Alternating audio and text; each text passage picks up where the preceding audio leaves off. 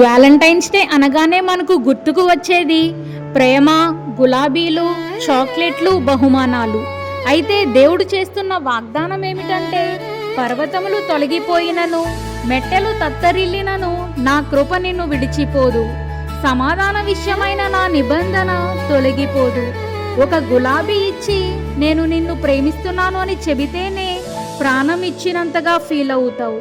అలాంటిది తన ప్రాణాన్నే ఇచ్చి నేను నిన్ను ప్రేమిస్తున్నాను అని ప్రపోజ్ చేసిన నిజమైన ప్రేమికుడు.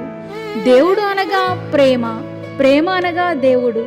ఆయన మన నిమిత్తము తన ప్రాణము పెట్టెను గనుక దీని వలన ప్రేమ ఎట్టిదని తెలుసుకొనుచున్నాము.